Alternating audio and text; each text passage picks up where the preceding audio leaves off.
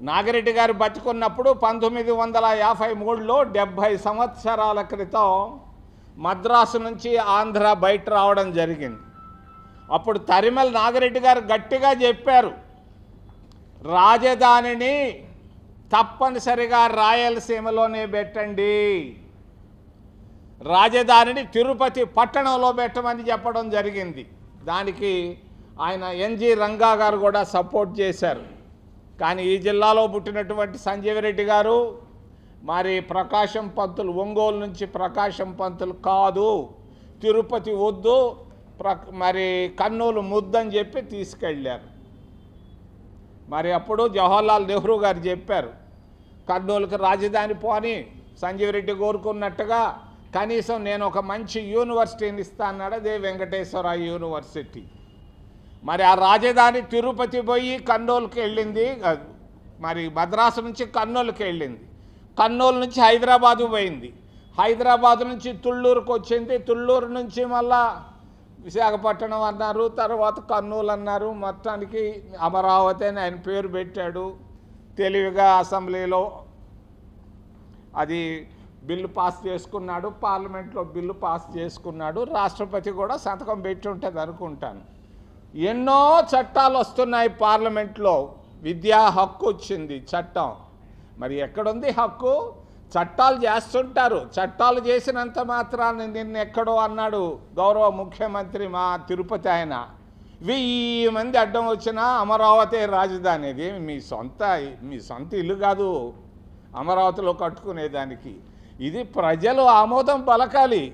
మరి రాయలసీమ జిల్లాల్లో నేను తిరుగుతూ ఉన్నాను ఈ మధ్యకాలంలో, ఎవరు అమరావతికి ఒప్పుకోవటం లేదు చంద్రబాబు నాయుడు గారు. ఉత్తరాంధ్రలో తిరిగాను, ఉత్తరాంధ్రలో కూడా ఎవరు అమరావతికి ముద్ర వేయటం లేదు. ఒక మా మిత్రుడు వేసుకుంటున్నాడు, సరిపోని నువ్వు నీ ఇష్టం, నువ్వు ముఖ్యమంత్రి వేసుకున్నావు. బివి రాఘవులు గారు చెప్పారు, నిన్న మొన్న ఇక్కడ వచ్చినట్టున్నాడు, రాఘవులు గారు చెప్పారు, ఏమని కామ్రేడ్ రాఘవులు, 1000 ఎకరాలు జాలయ్యా అన్నాడు రాజధానికి.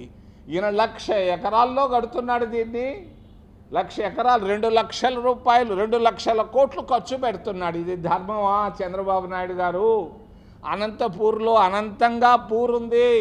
నిన్న ట్రైన్లో వస్తుంటే హైదరాబాదు నుంచి అనంతపూర్ దాకా నాకు ఏమీ కనపడలేదు, కర్నూలు నుంచి అనంతపూర్ దాకా. మరి ఇంత అనంతంగా పూరుగుంటే ఉన్న రాష్ట్ర సంపద అప్పులంతా తీసుకోపోయి ఒక్క ప్రదేశంలో పెట్టడం న్యాయమా? ఆలోచించాయా అని తెలియజేస్తూ, 100 యూనివర్సిటీలు వచ్చి యూనివర్సిటీలో విద్యా ప్రమాణాలు పడిపోయే అవకాశం ఉంది. ఓ చంద్రబాబు నాయుడు కొంచెం ఆలోచించు నిర్ణయాలు తీసుకునే ముందు. పంచవర్ష ప్రణాళికలని ఆ రోజుల్లో ఉండేది కాంగ్రెస్ పార్టీ, జవహర్లాల్ నెహ్రూ, ఇందిరాగాంధీ, రాజీవ్ గాంధీ, మన్మోహన్ సింగ్ల వరకు.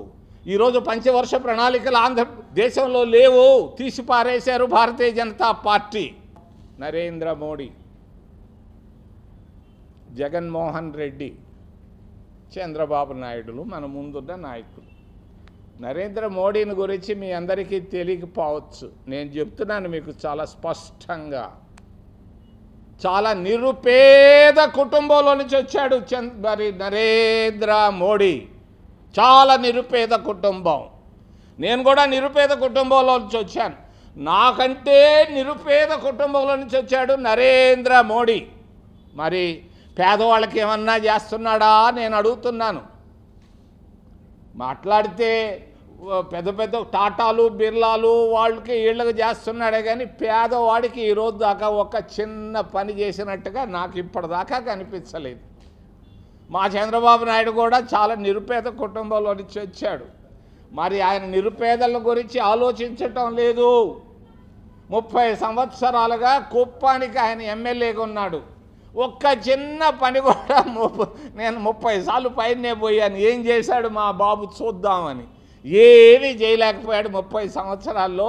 15 సంవత్సరాలు ముఖ్యమంత్రిగా అనంతపూర్ జిల్లాకి ఏమి చేశాడు? వచ్చి మన ఉపన్యాసాలు ఇచ్చిపోతున్నాడు, ₹1 కోటి ఖర్చు పెట్టి మీటింగులకి.